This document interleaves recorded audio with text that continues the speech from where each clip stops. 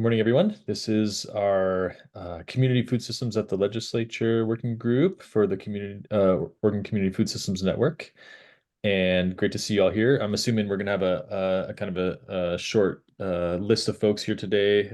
We're in December now. Folks are off traveling, doing things. I hope you're doing well in this cold wintry time. And for folks who are just joining, those are the notes document for our agenda. And wanted to just do a quick intro for folks to say hi if you haven't met. I think a lot of folks have maybe met in this group, but we're going to go around just your name, pronouns, organization, and maybe some exciting winter food you're looking forward to as we're coming into the solstice here.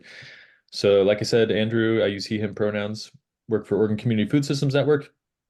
We're super focused on our grant resilience project that's coming out program launching January 1st, which is right around the corner, and we're just about ready to get it all out there and getting farmers applying for it and getting this funding. So yeah, and I don't. Ori, my partner, makes a Bush and Noel sometimes around Christmas time, which is always really fun. So maybe we'll do that again. And I'll pass it to Rose. Well, good morning, everyone. I'm happy to join you. I'm actually over at Lincoln City enjoying the ocean today. It's a couple of days off, but I didn't want to miss this event. So I tuned in for an hour just to say hello and stay updated on important issues that we're facing, policy issues. As an American Indian Alaska Native, I hope that I can represent my people in a good way. It's good to see you all. We can just popcorn it to the next person, but I'll pick David. He's next on my list. Great. Thanks, you. Rose. Hey everyone, I'm Dave. I use he, him pronouns. I'm a policy advocate at Partners for a Hunger-Free Oregon. Work to address the root causes of hunger in the states. Excited to be here. Silket. Hi, all. My name is Silket. She, her pronouns. I am on the coast in Astoria with the North Coast Food Web. I started back in March, and I was kind of the 7th member of our staff that went from 3 to 7 in just over a year. And of that original 3, only 1 remained. So we're in a process of kind of regrowing and rebuilding. And policy is definitely something that I'm learning, that everything leads to this. And so I'm really excited to just be part of this group and learn and see what other people are doing, and also kind of boost our footprint in this area with our organization. And something for fall food, I just made this really yummy, it was a squash cornbread. Just roasted a couple little, almost like acorn squash, and then used that in the cornbread, and it was tasty. Awesome. Hey, Greg. Good morning, everybody. Greg Holmes. I am the he, him pronouns. I am the Working Men's Program Director for 1000 Friends of Oregon. I am in Grants Pass, and it is absolutely clear and very cold out there today. I'm looking forward to getting outside today because it's been overcast for like 10 days. Food. One thing that weird tradition that we've had around here is somewhere around the solstice to have a meal of cracked crab. And I don't know if we're going to get that this year or not, but I'm looking forward to it if it happens. That's a good one. Brittany. Hey there, I'm Brittany from Friends of Family Farmers, she, her. I'm in Dundee, Oregon right now, and it's very beautiful. I actually just ate breakfast outside. I was very bundled up, but it was a lovely outdoor breakfast. The food that I'm really excited about these days is I'm eating my daily chicory salad. I just put nutritional yeast, some olives, and a Dijon vinaigrette, and I have it every day. I love it.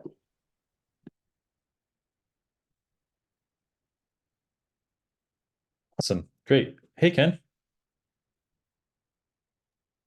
Hi, everyone. Sorry about that. I had to run in the other room for a few minutes. I am Ken, he, him pronouns. I am officially with Partners for Rural Food Systems, a new 501c3 based out of Tillamook, Oregon. Excuse me. Also serve on the board for Food Roots in Tillamook, Oregon. And gosh, what have I had recently is I'm eating a lot of roasted root vegetables out of the garden, lots of winter squashes, butternut, and just all the lovely things out of the ocean around me and out of the river around me and out of cleaning up my garden. Nice. Good morning, Amy. Good morning, everyone. I'm still eating lunch, so I'm going to be on no video after this. But Amy Wong, she, her, Oregon Organic Coalition. I am based in Portland. The organization is based in Lyons. And I am looking forward to eating a Chinese dish called juk. That's like a morning after porridge. Thank you. Good to be here. Awesome. And Megan. I'm Megan Temple with Oregon Climate and Ag Network. I'm here in Eugene, Oregon, and I have a solstice tradition of gathering honey, beeswax, and putting it on comfrey stalks, or not comfrey stalks. I'm trying to remember. Mullein stalks, which are kind of like comfrey, and taking that from the time of the summer solstice and putting it on the stalks, and then burning it and walking through the neighborhood singing with lit up torches, releasing the energy from the summer solstice. That's fun. That's awesome. Cool. And so I'm very excited to introduce you all to OCFSN's new policy intern, Summer Wong, who's joining us for the winter here and for the short session. And just wanted to give Summer a moment to introduce herself to you all. Hi everyone, my name's Summer, she, her pronouns. I'm currently a third-year student at Oregon State, so I'm in Corvallis. I'm really passionate about water policy, food policy. I'm from Hawaii. I'm going to be going back there for winter break, and I'm really excited to eat fresh fish and just a lot of the local food that I grew up on over there. So that's kind of what I'm excited for this winter. But yeah, I'm really excited to work with you all. Yeah. And you're in the policy program, right? Yeah. Yes, I am a political science major here, so I'm in the public policy program. Sweet. Well, yeah, super excited to have Summer's help with helping coordinate this working group and continuing our work on both this group and the engagement and skills building opportunities working group, and helping us with the small farm conference and all that. So super excited to have Summer with us. So through we kind of put together an agenda for today. First wanted to talk a little bit about small farms conference. Just take a minute here to folks who are going to be joining us, making sure that we are all on the same page. Then talk about the plan for the short session with this group. We've got meetings every month on the second Tuesday at this same time, December through March. And just wanted to make sure folks are happy with that schedule, ready to continue what we do with the bills to watch and the policy matrix documents, so we can track the priority bills that you all are focused on. It's going to be obviously a lot more kind of focused this session versus compared to long sessions, but we still want to keep ourselves in practice with this working group and staying involved in the session. So we decided to continue to do it, and then we'll hear updates from you all, what you all been working on. Just so y'all, I put some like important dates here in the agenda. Got committee days coming up 10th through 12th in January. Session starts February 5th. We got small farm conference the 17th, and then the session ends March 10th. So yeah, that's that. Just so we are on the same page with the Small Farms Conference, I've been emailing the group of folks that are interested in presenting in that separately. We've submitted our materials to the conference organizers, so we have all that ready to go. And then next steps is just planning out the agenda, getting all y'all's slideshows into one slideshow, so it's an easy flow from one to the other, making sure we're getting the right folks next to each other in the programming, because there's a lot of overlap in what folks are working on in this session. So and Rose has asked to join us, and I just wanted to check in and make sure, Rose, have you been able to connect with Alice or folks to kind of get some support on what you would like to talk about at the Small Farms Conference? I have ideas, but I have not contacted them, so I'm just, I should have time in the next couple of weeks to make some progress on that. Okay. Thank you. I wanted to make sure my comments were appropriate to the situation. I'm always sensitive about that as a person of color. Yeah, and we're here to help. You know, we really are excited to have you joining us in that session. So whatever you need to help from us to help you be ready to participate, we're here. So just whatever you need, reach out. I can Yes. also be a go-to. So good. Anyone who's presenting feel like any questions around that? We can keep that part short. Any comments or anything? I think it's pretty straightforward this time around. We did it the same thing last year. Andrew, how many of us are there? I think it's about 6. I actually wrote that out. It's not many. Let's see here. You did send us an email that had all the names. I just don't remember. Yeah. It's a pretty I'll have to pull it up. I wrote it down in a separate document I don't have open right now. But mostly yeah. I'm just asking to like gauge how much time we each have. I'm going to be presenting for Nellie because she won't be there, so I'll be doing the OAHP along with there's probably only 1 or 2 bills that I'll need to talk about around land use issues. Okay. But OAHP funding is one that I will cover as well.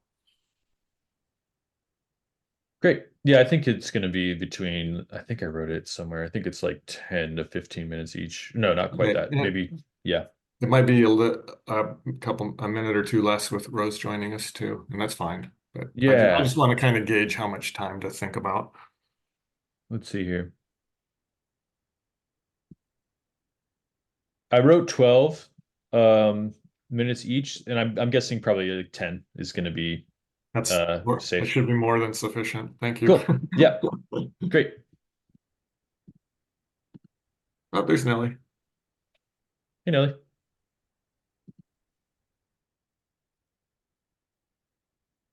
Hello. Thank you, Greg, for presenting for me. We were doing introductions too, if you feel like introducing yourself, Nellie, and Sure. maybe Hi, some everybody. fun food. Sorry I'm late. What was that? What was the question? We were just some fun winter food tradition that you got planned. Well, Nellie McAdams, I use she, her pronouns. I'm with Oregon Agricultural Trust. And my family sometimes makes or eats Springele, which are like a German cookie. That cookie itself is kind of flavorless, but you put it in anise and fennel seeds. And you're actually supposed to keep it in a cupboard with an apple for like months. So like it's a unique acquired flavor, but I like to have a couple of them. Great. Cool. Okay. Well, I think that's good with on the Small Farm Conference. There's a lot of folks on here that aren't doing that. So we'll follow up as we get closer to that get your presentations and all those things. Next is, and for those who just joined, there's our notes doc in the chat. The flow of these meetings through the short session, we're going to do the same thing. We've got our bills to watch and our policy matrix. Summer has updated those for 2024, so those are ready for folks to start adding. We'll start with the policy matrix. Folks can start adding the bills that they're tracking in there. You know, we can you can start there, and then Summer will follow up with you. So yeah, that's where we're at. And then we're doing these monthly meetings to kind of keep each other abreast of what's happening and staying connected. Any thoughts, additions, concerns with that plan? I have a question. I'm curious if Yeah. there's a timeline to sort of fill this in. I'm just thinking about some of the like other coalition spaces that I participate in that are putting together their priorities for the short session. I want to make sure we can advocate for adding things from this space to those. Yeah, that's great. I think we make up the timeline here, whatever y'all need. I have no horse in that race, so whatever would work for folks. Andrew, would it help to explain what the tabs are? So which bills to put on which pages? Yeah, let's do that. So we've got our kind of top first tab here is going to be members, OCFSN members, and food and farming focused bills. And then 2024 allied partner priorities, that's pretty open to what we find. Part of Summer's internship is reaching out to folks doing work adjacent to or crossing over with food systems work and learning about their policy priorities and work that they're focusing on. So that's that space there to track that. Other priorities, I think that's where we can talk about budget asks, these kind of other things, not really kind of a catch-all for things that aren't covered in that first piece. And then the 2024 diversity, equity, inclusion, and justice focused bills is another part of what Summer's going to be looking into across the legislature, what folks are working on. So we're kind of seeing what else is happening out there. Does that help?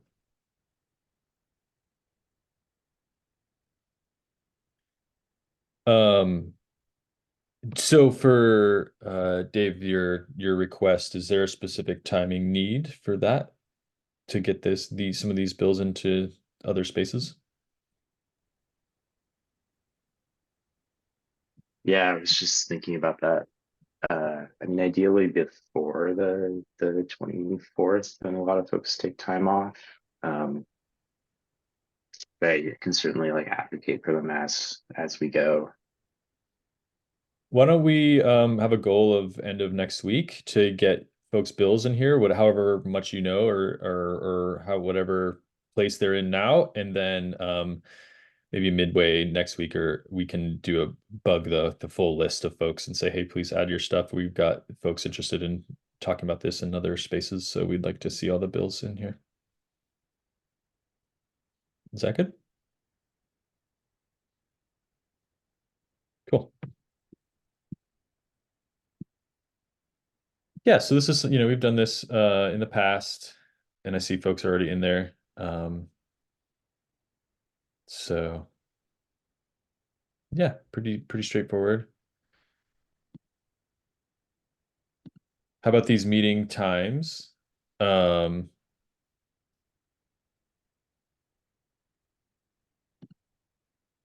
Second Tuesday, does that work? Is that going to work for folks? Are there any issues with your scheduling for the session?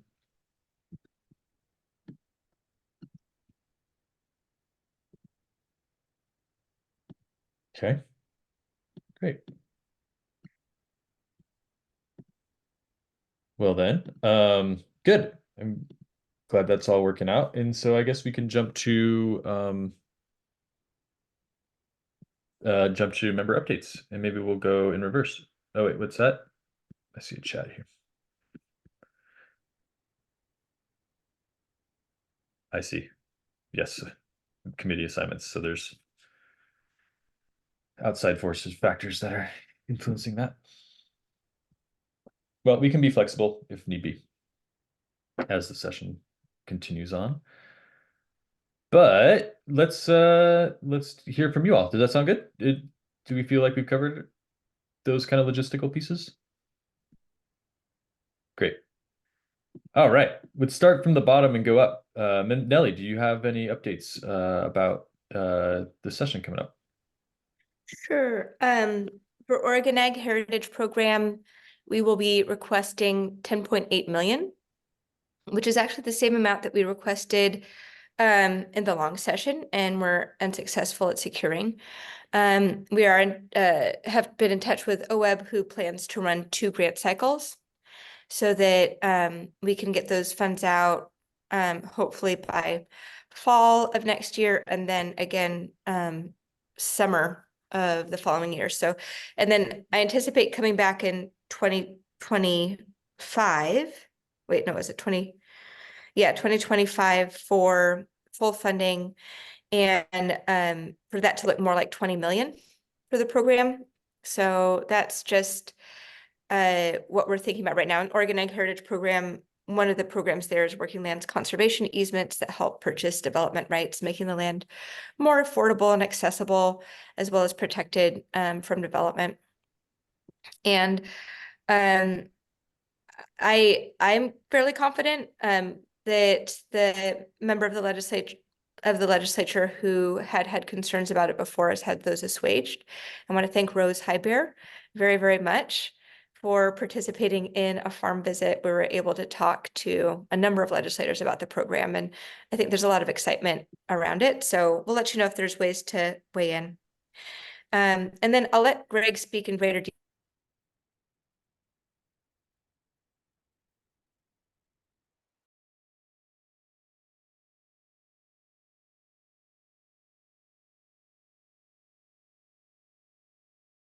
That was intended to bust open urban growth boundaries, really without even a demonstration of need or a promise that affordable housing would go there, but ostensibly, housing goals. My concerns about that is that it siphons money and attention away from areas within cities that need existing infrastructure dollars and that are closer to jobs and transportation and are a lot more affordable for cities and buyers to put housing in. Land on the edges of cities is usually just mega mansions, and I don't see this changing except for a couple concessions. There is really no need for more land, and land isn't the pinch point, it's infrastructure. And this is basically a giveaway to developers at the expense of some of our last best farms and a lot of smaller farms that are more accessible to beginning farmers and ranchers. So I see this as a huge existential threat. And I don't see the governor listening to reason over developers. And it's a great concern to me. I saw a lot of legislators bravely standing up at the last legislative session, and I hope we can still get there. But there's going to just need to be a lot of education around that.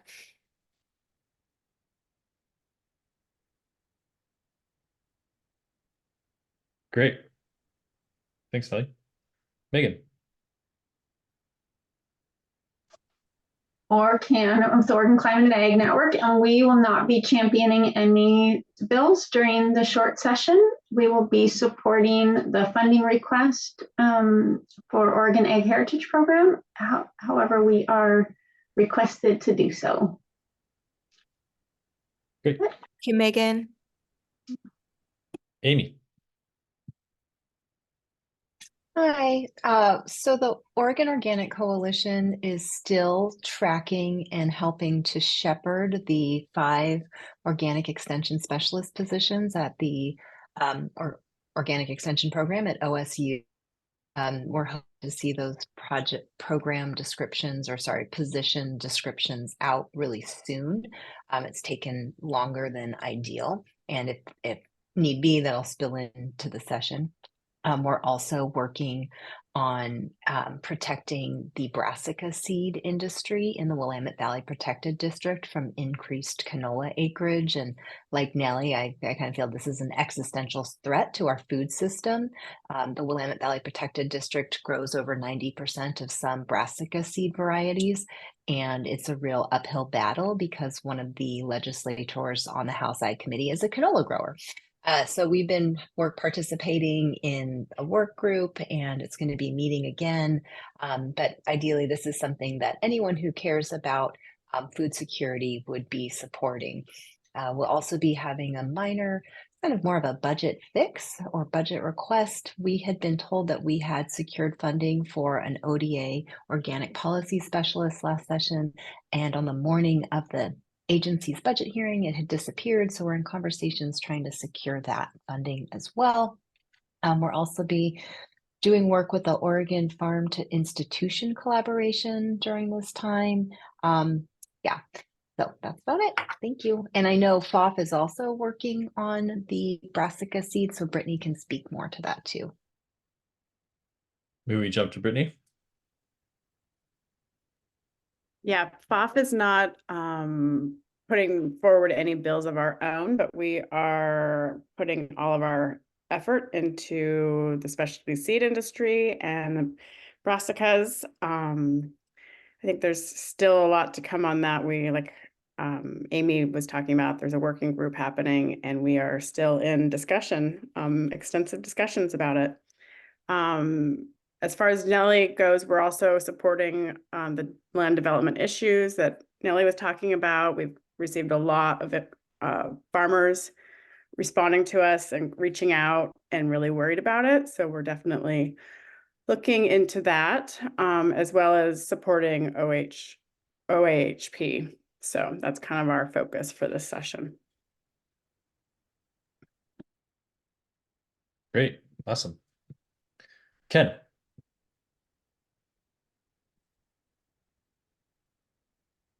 Sorry about that. It wouldn't be a meeting if I didn't speak while I was muted.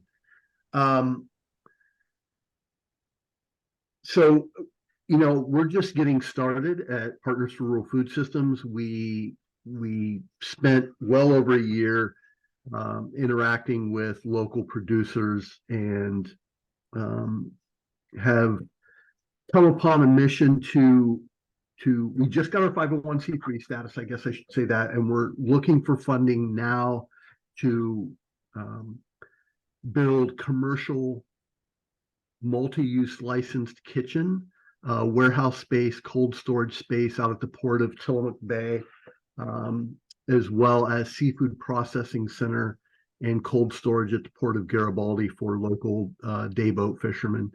There's not a lot of infrastructure here anywhere in Oregon, really, for small local producers. And we're hoping to provide those resources to allow small distributors to band together to be a major disruptor to the food supply chain.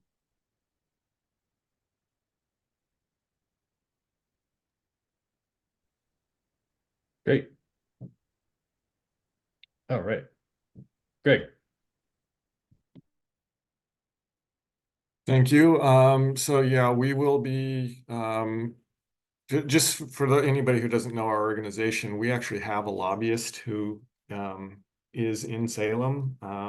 We're pretty active in long sessions. Last session, we tracked over 300 bills that had some nexus to land use somewhere. Some of our stuff is completely inside urban growth boundaries. Housing and transportation, for the most part, fits that category. But we also work on farm and forest land preservation as well, and also some coastal issues. We will be supporting the Oregon Agricultural Heritage Program funding request. We're watching to see the budget requests for the natural climate solutions part of House Bill 3409 that happened last time. There's going to be budget allocations related to that to various agencies. I think the big thing that we're tracking for this, Nellie mentioned, is the reemergence, boomerang of the governor's Housing Bill 3414. There was a lot of good stuff in that bill last time, but we ended up having to oppose it because of this giveaway of allowing urban cities to expand urban growth boundaries with no showing of need, which is contrary to the land use planning program, and with very little guarantee that they would provide affordable housing, and that term was just not really well defined, and there was no way to enforce it if it didn't happen in the long run. So bad idea there. So we have a kind of a dual strategy. One is we've been working with the governor's office to try to get that changed, and they've put some guardrails on it now, but it's still there. It's still not good.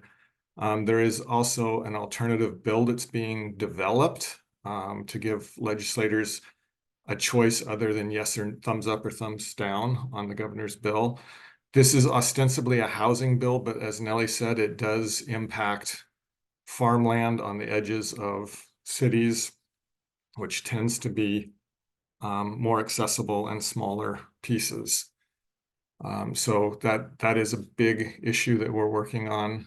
I think the other thing that I'll mention is, and I'm happy to come back for another group after the session is over, but there's going to be a major rulemaking effort going on starting next year to strengthen the land use planning protections for agricultural land.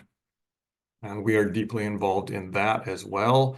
You don't always have to go to the legislature to get things improved. Sometimes administrative rules work, and that's a process that is moving forward, and we will be following along with concurrent with the session, but most of it's going to be happening after. So if there's anything else that y'all are working on, I will definitely watch the matrix. Happy to support bills that I can make any connection to land use planning program and protection of farmland to. There are some lines that I can't cross, but if we don't know unless I know about the bill, and we can talk about it at that point. So happy, reach out. I'm happy to do that. Oh, I did just get one request actually for funding for some irrigation projects too, and that's mostly down here in the Rogue Valley, but I would anticipate there's going to be more of those types of things too. So that's what I have for right now. Great. Does Thousand Friends do a similar product like you did during the long session, kind of like outlining all the good and bad land use bills that you try? Yeah. Okay. Yeah. I'll pop the last one in the chat here so folks can see it. Thanks. So, okay.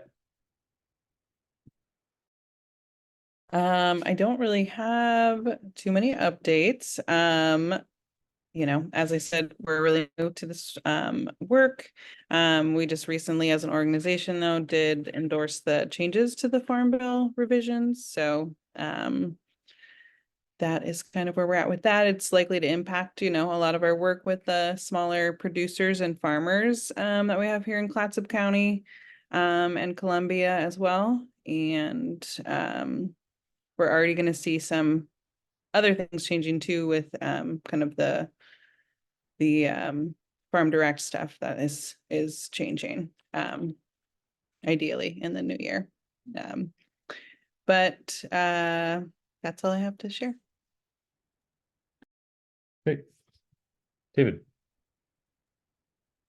Yeah, the only thing we're working on that might be relevant to this group is this ask in this short session to increase funding for universal school meal programs. And just to connect the dots for you, this is part of like a longer small piece of the farm to institution work going on in the state, where we're not just thinking about access to meals, but how we sort of get off our addiction to Sodexo and move this huge lever of state and federal funding towards community food systems in the process.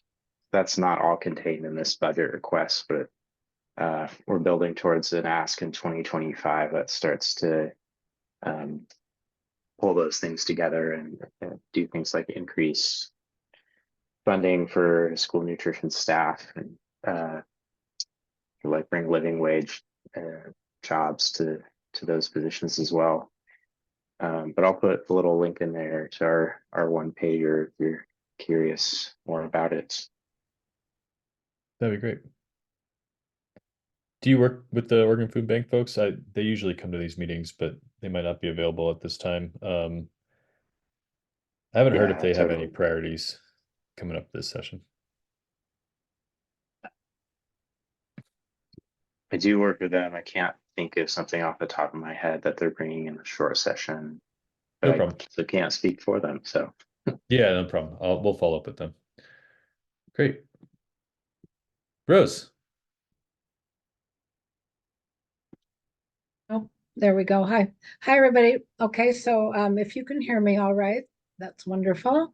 I just want to say that, you know, our focus is constantly, and we are approaching winter solstice. Our constant prayer is what can we do to give back? And so when it comes to things like policy and what can we ask of our country, it poses a bit of a challenge for us. You know, if I were just speaking personally, I would say my big effort is strengthening the biodiversity of the soil that I'm working on and strengthening the number of places that I can make a difference in the world here in the Mid-Willamette Valley. And so it's always challenging for me to address some of the issues that are coming up. I just want to say that we're highly collaborative. And so although it's not a part of our mission to submit bills, we do support the other bills that are coming out. And we have a lot of compassion for people who are struggling, you know, to maintain the things that are so important to us as Oregonians and as Earth-based people. I really support the OWEB Heritage Program. As an Alaska Native, I'm not part of the tribes of Oregon. There are 9 federally recognized tribes here in Oregon, but I don't know if you all know that about 80% of the Native people in Oregon are not of one of the 9 tribes. So we have about 4% of Oregon represented right now that are, you know, American Indian, Alaska Native, Hawaiian Islands, and also Pacific Islanders. And so we're grateful to have increased to 4% because they used to look at us as about 1%. But our voice is extremely important because of the visions that we get and the, you know, the work we're doing. And so I just want to say our focus when it comes to food systems is really on food sovereignty. We were forced for 100 or more years to eat foods that just about destroyed our health and broke our spirit. And so a lot of our work these days is strengthening food systems through the food sovereignty effort. And it's a lot of it is education. But my focus is really on working on the earth, trying to help to strengthen the soil so that we can grow good quality foods and medicines that are not toxic. And so we're very focused on climate change and anything that has to do with the changing climate and any issues we may be facing in the future. As an Alaska Native, we've had 65, almost 70 years now of our Alaska Natives reporting issues that are highly irregular. So we go a long ways back when it comes to documenting. We're really grateful a couple decades ago that people actually started listening to us and listening to us and including our voice, our perspective, our philosophy, especially our spiritual philosophy. So I just want to say that you know, I'm grateful to be part of this policy group, and I'm very supportive of all of you. We place enormous focus on collaborative partnerships. And so we like to extend our family constantly to the other organizations that are reflected here and in a broader sense. I'm really excited to be part of the February presentation. I am giving other presentations at that conference, but I think when it comes to being able to raise my voice, my big challenge is the fact that we have so many serious problems and yet at the same time, I'm constantly striving to uplift and encourage and strengthen the hope that people have, because I see so many of my partners losing hope and losing energy from being overwhelmed with the issues. So we always try to be very positive.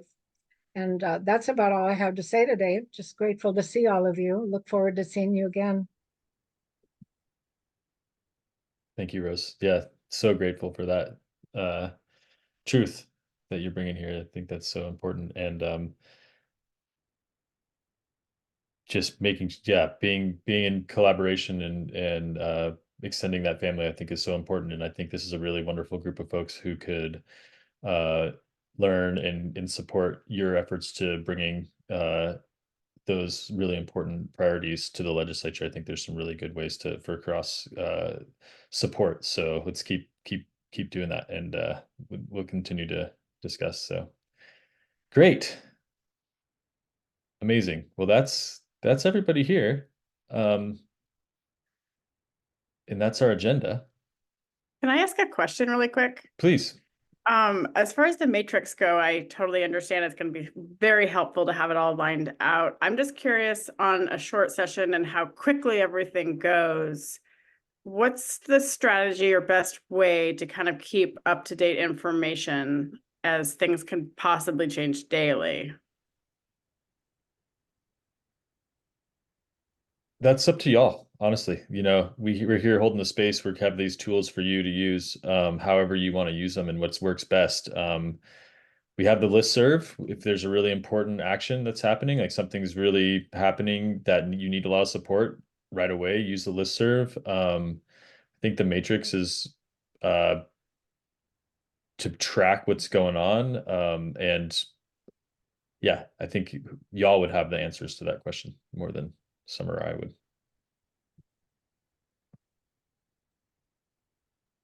One date that's going to be important for us to all know is Amy or Megan, maybe. Do you either of you know when the bills are supposed to drop so we get to see them?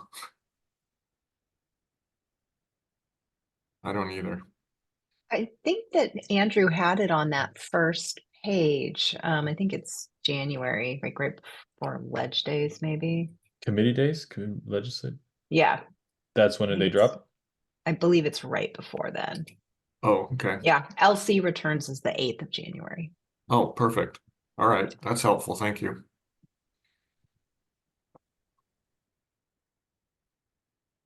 Cool.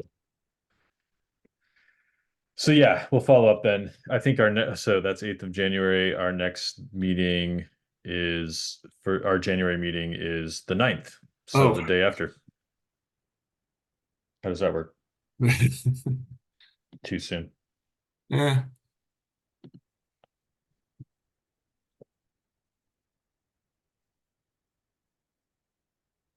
It'll be tight to have done any comprehensive review, but maybe we'll be able to have looked at the ones that we know about that relate to what we're doing.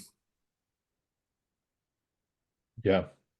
And with the bills, the matrix here, think of it also, it's like this group, but it's also communicating with those who are not in this room and the rest of the network to see like all the things that are going on.